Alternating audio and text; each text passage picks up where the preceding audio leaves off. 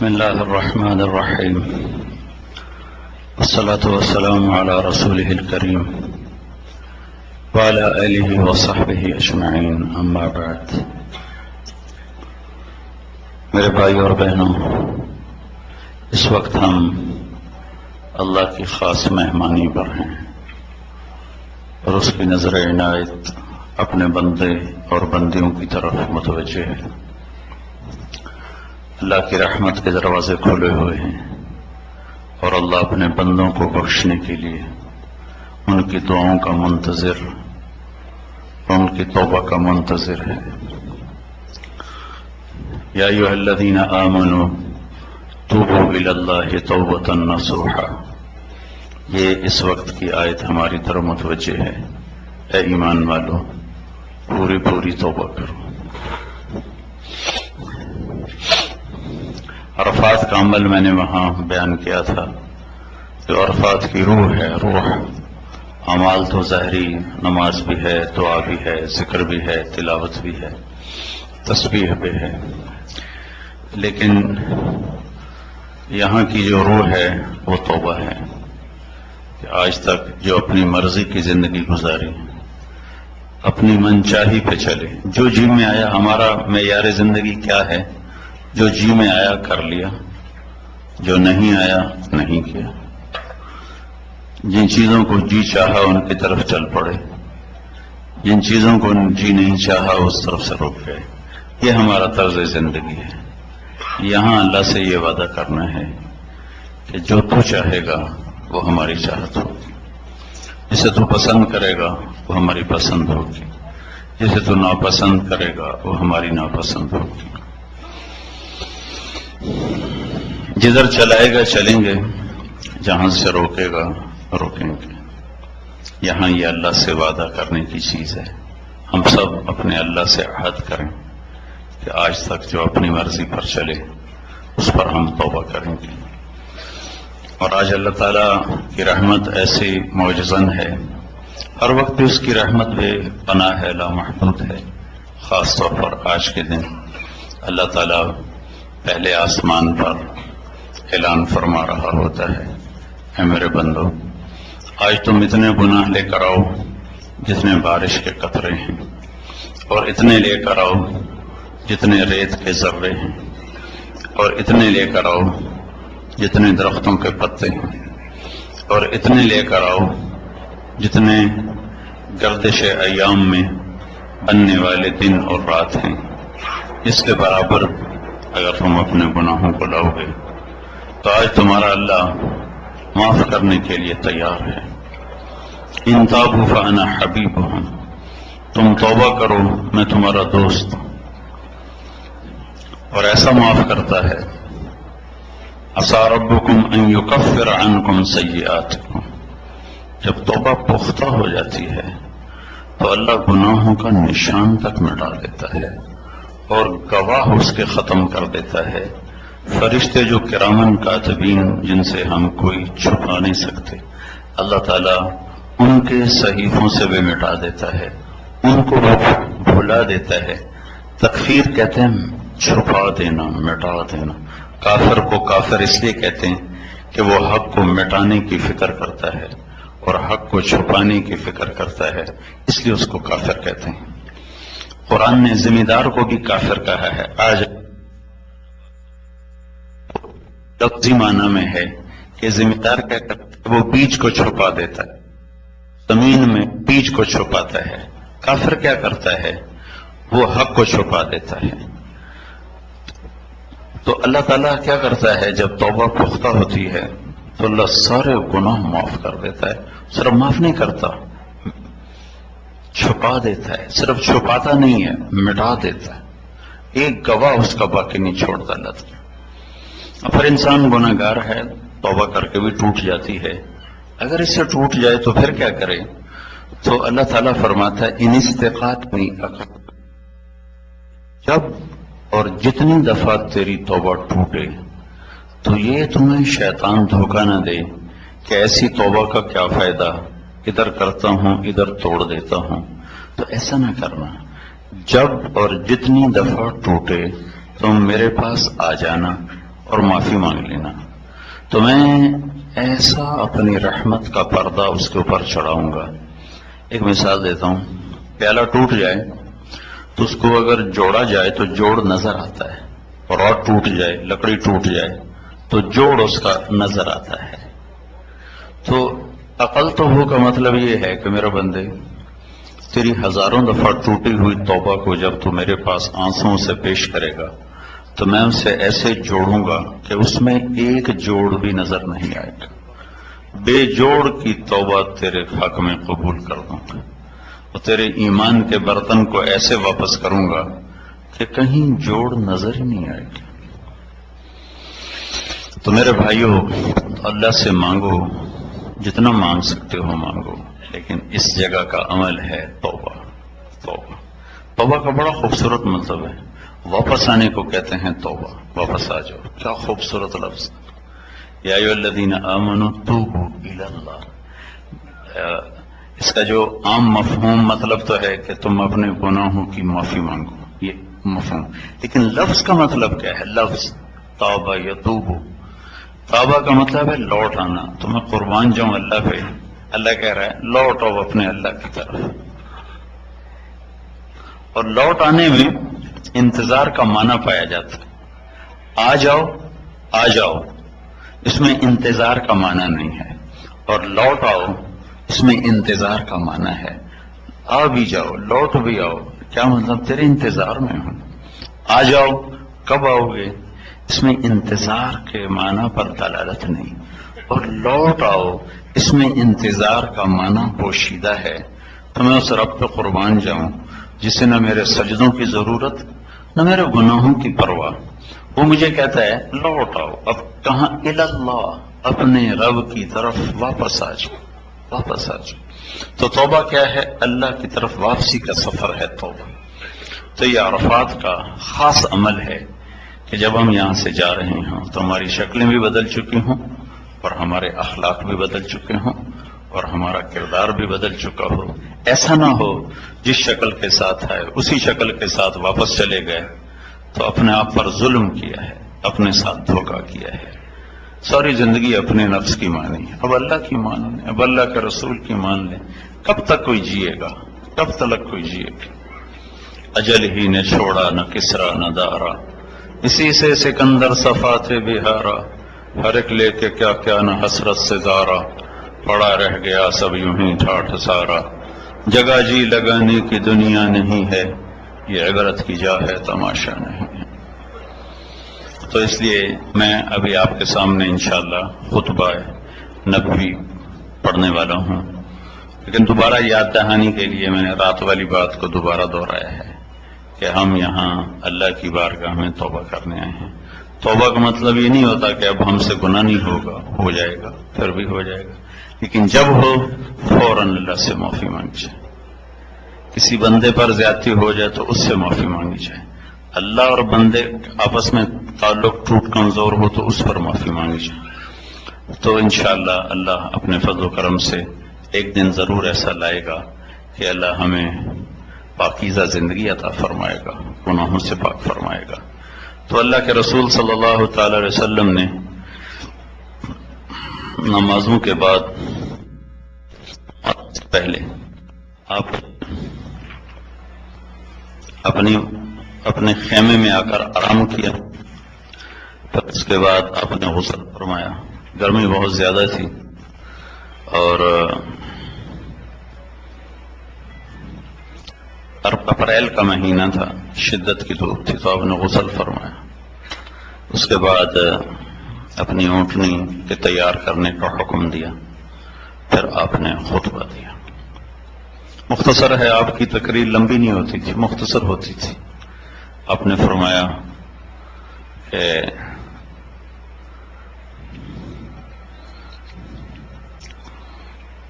جب آپ خطبہ شروع کرنے لگے تو آپ اونٹنی کے رکاب ہوتے ہیں نا، تو اس میں ایسے پاؤں تھے، تو ان پر آپ زور دے کر ایسے کھڑے ہو گئے، اونٹنی پر کھڑے ہو گئے، اونٹنی کے رکاب پر پاؤں رکھا اور کھڑے ہو گئے، اور کھڑے ہو کر آپ کے سامنے کوئی 1 لاکھ سے اوپر مجمع تھا، 1.25 لاکھ 1.5 لاکھ، یقیناً تو کسی نے ہے نہیں، لیکن عام علماء اس کی جو تعداد بتاتے ہیں وہ 1 سے 1.25 لاکھ کے درمیان بتاتے ہیں، کہ کوئی 1.25 لاکھ کے قریب مجمع تھا صحابہ کا۔ تو آپ اونٹنی پر ایسے رکاب کے اوپر زور دے کر کھڑے ہوئے اور آپ نے یہ خطبہ دیا۔ پہلے میں اس سارے کا ترجمہ کر دیتا ہوں، پھر جو اس میں تفصیل کی چیزیں ہوں گی ان کی تفصیل بتا دوں گا۔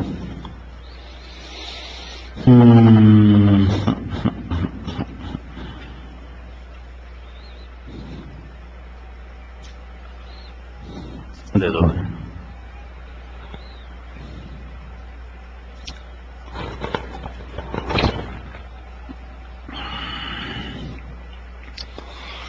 اپنے اللہ تعالیٰ کی حمد و ثنا کے بعد ارشاد فرمایا، اے لوگو، تمہارے جان، مال، عزتیں ایک دوسرے کے لیے قابل احترام ہیں قیامت کے دن تک، جیسے آج کا دن قابل احترام ہے، جیسے آج کا شہر قابل احترام ہے، جیسے آج کا دن قابل احترام ہے، اور آج کا مہینہ۔ ان قریب تم اپنے اللہ سے ملنے والے ہو، اللہ تم سے تمہارے اعمال کے بارے میں پوچھے گا۔ میں نے تمہیں اللہ کا پیغام پہنچا دیا ہے۔ جس کے پاس امانت ہو وہ ضرور واپس کرے۔ امانت کو صاحب حق تک پہنچانا تمہارے ذمہ ہے۔ جاہلیت کے زمانے میں جتنی تمہاری لڑائیاں تھیں، آج وہ میرے قدموں تلے دفن ہو گئیں، اور میں ایک دوسرے کے قتل کو معاف کرتا ہوں۔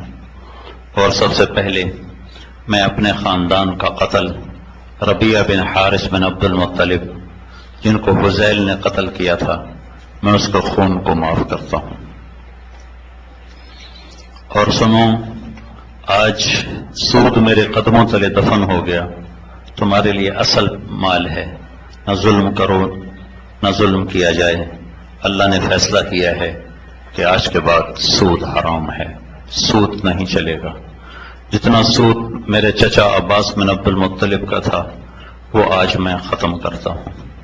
اور سنو، شیطان اس بات سے تو مایوس ہو گیا ہے کہ وہ تمہیں پتھروں کے آگے جھکا سکے۔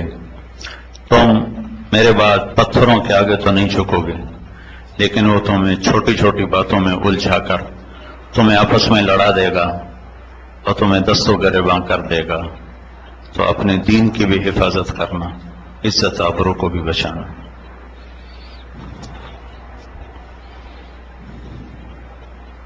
مہینوں میں زیادتی کرنا یہ کفر ہے کہ ایک سال اس کو زیادتی کر، ایک سال اس کو حلال کرتے ہیں، ایک سال اس کو حرام کرتے ہیں، تاکہ اللہ کے بتائے ہوئے مہینوں کے دنوں کو پورا کر سکیں۔ تو حرام کو حلال کر دیتے ہیں اور حلال کو حرام کر دیتے ہیں۔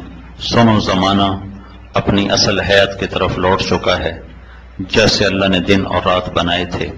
سال 12 مہینے کا ہے، اور اس میں 4 مہینے قابل احترام ہیں، ذوالقعدہ، ذوالحج، محرم اور رجب۔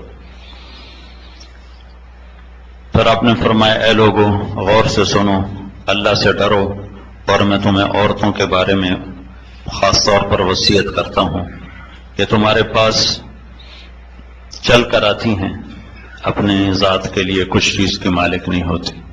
تم انہیں اللہ کے بول کے ساتھ حلال کرتے ہو، ان کی عزت کے مالک بنتے ہو، ان کا تم پر حق ہے، تمہارا ان پر حق ہے۔ تمہارا ان پر حق یہ ہے کہ یہ اپنے تمہارے بستر پر کسی ایسے آدمی کو بیٹھنے نہ دیں جسے تم ناپسند کرتے ہو، اور یہ اپنی عزت کی میں خیانت نہ کریں اور بڑی برائی میں مبتلا نہ ہوں۔ اگر یہ عزت میں خیانت کریں تو اللہ نے تمہیں اجازت دی ہے، تم ان سے دوری اختیار کرو، ان کو سزا دو ایسی کہ جسم پہ نشان نہ پڑے۔ اگر یہ توبہ کر لیں تو تمہارے ذمہ ہے ان کو کھلانا بھی پہنانا بھی اچھائی کے ساتھ۔ لوگوں، میں تمہارے درمیان 2 باتیں چھوڑ کے جا رہا ہوں، اگر انہیں پکڑ کے رکھو گے تو کبھی گمراہ نہ ہوگے۔ ایک میری کتاب ہے، ایک میری سنت ہے۔ لوگوں سنو اور غور سے سنو، مسلمان کا بھائی ہے، کسی مسلمان کے لیے جائز نہیں ہے کہ کسی کے مال کو چھینے اور اس پر ڈاکہ مارے، سوائے خوشی سے کسی کے مال کو لینا ناجائز ہے، حرام ہے، اپنے اوپر ظلم نہ کرو، اور 3 چیزوں میں خیانت نہ کرنا۔ ایک، اپنے عمل کو اللہ کے لیے خالص رکھنا، اس میں ریاکاری شامل نہ کرنا۔ ایک، بادشاہوں کو نصیحت کرتے رہنا، ان سے دنیاوی مفاد نہ اٹھانا۔ اور ایک، اجتماعیت کو برقرار رکھنا، جڑ کے چلنا، مل کے چلنا، ٹکڑے ٹکڑے نہ ہونا، فرقوں جماعتوں میں نہ بٹ جانا۔ جو دنیا کو آگے رکھتا ہے تو اللہ تعالیٰ اس کی دنیا کو بکھیر کے رکھ دیتا ہے اور مقدر کے سوا پا نہیں سکتا، اور جو آخرت کو آگے رکھتا ہے اللہ اس کے دل کو غنی کر دیتا ہے، اور اس کی دنیا اس کے سامنے ناک رگڑ کر اور جھک کر آتی ہے۔ اللہ اس بندے پر رحم کرے جو میری بات کو آگے پہنچائے، کہ بہت سے سننے والے پہنچانے والوں سے زیادہ سمجھدار ہوں گے۔ اے لوگوں، اپنے ملازمین کے بارے میں تمہیں اللہ سے ڈراتا ہوں، تمہارے ملازمین کے بارے میں تمہیں اللہ سے ڈراتا ہوں۔ انہیں وہ کھلاؤ جو خود کھاتے ہو، وہ پہناؤ جو خود پہنتے ہو۔ اگر وہ کوئی غلط کام کریں اور تم چاہتے ہو ان کو سزا دینا، تو سزا نہ دینا، انہیں بیچ دینا، انہیں فارغ کر دینا، سزا نہ دینا، انہیں عذاب نہ دینا، انہیں ذلیل نہ کرنا، انہیں بے عزت نہ کرنا۔ میں تمہیں پڑوسی کے بارے میں بہت زیادہ نصیحت کرتا ہوں۔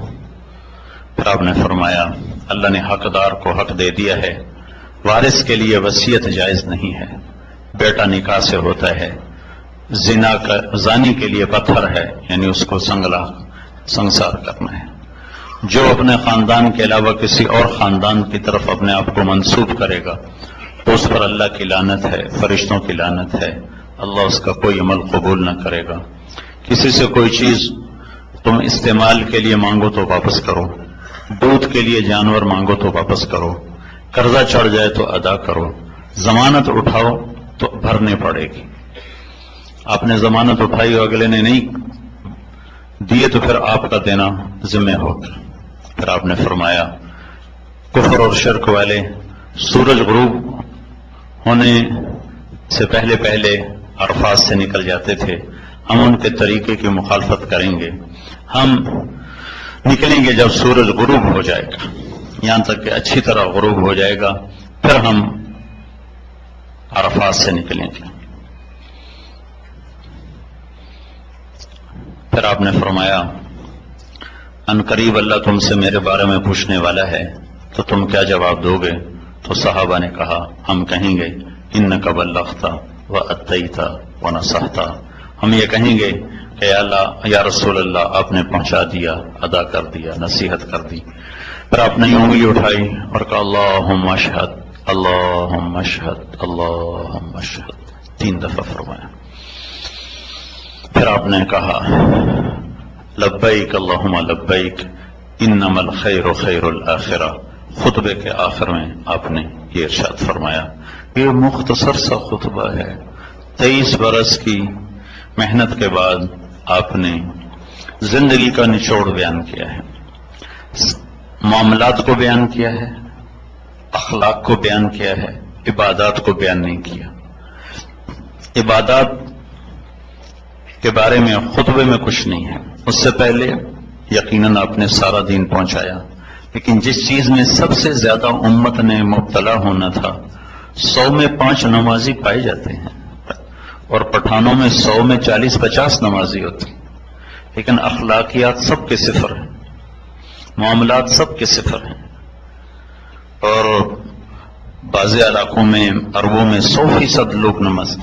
میں چارٹ گیا یہ ابھی فروری میں، تو میں نے پوچھا کتنے فیصد نمازی ہیں، تو وہ کہنے لگا ویسے تو 100% ہیں، احتیاطاً کہتا ہوں 99% نمازی ہوں گے چارٹ میں، ویسے تو 100% ہیں، احتیاطاً کہتا ہوں 99% ہوں گے۔ تو مجھے بڑی حیرت ہوئی، اور واقعی میں نے دیکھا کہ جب نماز کا وقت ہوتا تھا تو ہر طرف نماز ہی نماز ہو رہی ہوتی تھی، اور بازاروں میں اور سڑکوں پر گلیوں میں صفیں بنی ہوتی تھی اور مسجدیں میں بھری ہوتی تھی۔ تو عبادات کی فضا تو قائم ہے، اخلاقیات اور معاملات یہ مٹ چکے ہیں، بھول چکے ہیں، عرب و عجم بھلا چکے ہیں، پھر ایسا بھولے ہیں کہ بھولنا بھی بھولا چکے. تو سب سے زیادہ جس چیز میں ہم نے ہلاک ہونا تھا اس کو سب سے پہلے بیان کیا. تمہاری عزت ایک دوسرے پر واجب اور فرض ہے. تمہارے مال ایک دوسرے کے لیے حرام ہے. تمہارے خون ایک دوسرے پر حرام ہے. ایک دوسرے کا خون نہ بہانا، ایک دوسرے کے مال نہ لوٹنا، ایک دوسرے کی پگڑی نہ اچھالنا. پھر ان تین چیزوں میں مال کا لوٹنا بھی موجود ہے اور جانوں کا لوٹنا بھی موجود ہے، لیکن جو سب سے زیادہ جس چیز کو لوٹا جا رہا ہے وہ عزتوں کو لوٹا جا رہا ہے، اور پگڑیوں کا اچھلنا اور لوگوں کو بات بات پر بے عزت کرنا اور ذلیل کرنا اور نیکیوں میں سے بھی عیب نکالنا. ایک آدمی میں 100 خوبیاں، ایک عورت میں 100 خوبیاں ہیں اور ایک کمی ہے، تو فضا ایسی بن چکی ہے کہ 100 خوبیاں نہیں دیکھتے، اس ایک کمی کو اچھالتے ہیں. ایک کمی، وہ بھی کوئی انسان ہے، وہ بھی کوئی عورت ہے، وہ بھی کوئی مرد ہے، وہ بھی کوئی بندہ ہے، اور اس کی ایک کمی کو پکڑ کر اس کی 100 کمیوں کو ختم کر دیتے ہیں. تو اللہ کے نبی نے اس جملے کو، یہی خطبہ آپ نے تینوں دن دہرایا، اور سب سے پہلا جو شروع کیا، تینوں دن یہاں سے شروع کیا، لوگوں ایک دوسرے کی عزتوں کے محافظ بننا، ایک دوسرے کے مال کے محافظ بننا، ایک دوسرے کی جان کے محافظ بننا. مال اور جان کے ڈاکے ڈالنے والے تھوڑے لوگ ہیں، لیکن عزتوں کو اچھالنے والا سارا ہی مجمع ہے. لاکھ کروڑ میں بھی کوئی ایک ایسا نظر نہیں آتا جو کسی کی بے اکرامی کے بول پر چپ ہو جائے، سننے سے انکار کر دے. مزہ لیتی ہیں عورتیں بھی مرد بھی، لوگوں کے عیب آپس میں بول کر مزہ لیتے ہیں، مزہ لیتے ہیں. اس سے بھی اگلا درجہ ہو چکا ہے کہ آپس میں لڑاتے ہیں ایک دوسرے کو، عزیزوں کو اور اقارب کو آپس میں لڑا کر مزہ لیتے ہیں. اور اللہ کے نبی کا فرمان ہے، جو لوگوں کو آپس میں لڑاتے ہیں وہ اللہ کی نظر میں ایسے حقیر ہیں جیسے تمہاری نظر میں پاخانہ حقیر ہوتا ہے. اور سب سے زیادہ جو عزت اچھلتی ہے وہ زبان سے اچھلتی ہے، سب سے زیادہ.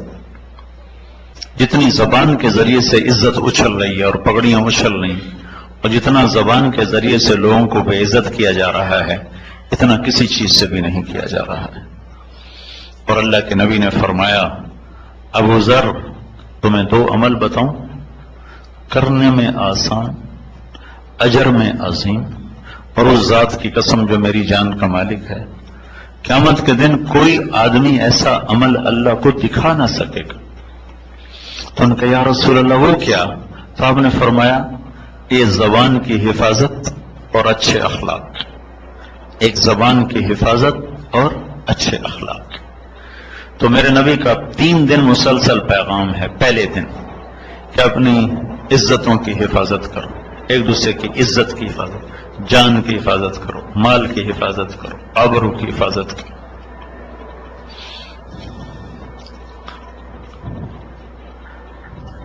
عبداللہ بن مہدی بن رستم 3 صدی کے بڑے عالم گزرے. میں آپ کو ان کا 3 صدی میں پہاڑوں جیسے راسخ علم والے علماء آئے. تاریخ نے ان کو واضح نہیں کیا، لیکن ایک چھوٹے سے عالم کو واضح کیا ہے ان کے ایک قصے کی وجہ سے. یہ بغداد میں ان کی بڑی ہیبت تھی، ان کا تقوی علم بہت بڑا تھا. ان کے پاس ایک لڑکی آئی اور کہنے لگی، مجھ سے زنا ہو گیا ہے، میں حاملہ ہوں، اور میں نے آپ کا نام لے دیا کہ میرا ان سے نکاح ہے، میری عزت بچا لو. تو وہ کہتے، میں بڑھاپے میں اپنی عزت کیوں خوار کروں، جا دفع ہو، جا دفع ہو. تو نے منہ کالا کیا، میرے پاس کیا کرنے، اب میں بڑھاپے میں اپنی عزت تیری وجہ سے خوار کروں. تو ان سے کہنے لگے، بیٹی گھر بیٹھ جا، تیرے اوپر کوئی حرف نہیں آئے گا، جو آئے گا میرے اوپر آئے گا. اور اعلان کر دیا ہمارا نکاح ہے. اور سارے شہر کے تانے سنے، بیٹی سے شادی کر لی، بیٹی جیسی سے نکاح کر لی. بڑھاپے میں عشق یاد آیا اور ان کی عزت کو داغ لگ گیا، لیکن اس بچی کی عزت انہوں نے بچا لی. بچہ پیدا ہوا، خوشی منائی، مٹھائیاں تقسیم کی اور بیٹھ کے مبارک قبول کی، اس بچے کا وظیفہ مقرر کیا۔ پھر اس کے بعد اعلان کیا بھائی ہم نے طلاق دی، آنا جانا تو تھا نہیں تو خطرہ ہوا کہیں راز نہ کھل جائے، تو اعلان کر دیا بھائی ہم نے طلاق دے دی ہے، اور اس بچے کا وظیفہ مقرر کر دیا۔ 2 سال وہ بچہ زندہ رہا، پھر اس کا انتقال ہو گیا۔ 2 دینار اس کا ماہانہ وظیفہ تھا۔ 2 سال کے بعد وہ بچی آئی اور وہ 24 دینار واپس کیے کہ آپ نے میری عزت بچا لی، میرے لیے یہی کافی ہے، یہ آپ کی امانت میں آپ کو واپس کرنے آئی ہوں، تو بیٹی اپنے پاس رکھو، تیرے لیے بھی حلال ہے۔ تو وہ شخص تھوڑی دیر کے لیے بے عزت ہوا اور 1000 سال بعد وہ زندہ ہے، اور عرفات کے میدان میں اس کا اچھے نام سے ذکر کیا جا رہا ہے، اور البدایہ والنہایہ جیسی عظیم کتاب میں وہ انہوں نے جگہ بنائی اس واقعہ کی وجہ سے، اپنے علم زہد تقوی کی وجہ سے نہیں، کسی کی عزت کو بچائیں، اپنی عزت کو داؤ پہ لگا کر کسی کی بچی کی عزت کو بچانے پر وہ آج بھی تاریخ میں زندہ، اور آج بھی زندہ ہیں کہ ان کا تذکرہ آپ سن رہے ہو۔ نہ میں ان کے علم کی وجہ سے یہ بات بتائی ہے، نہ ان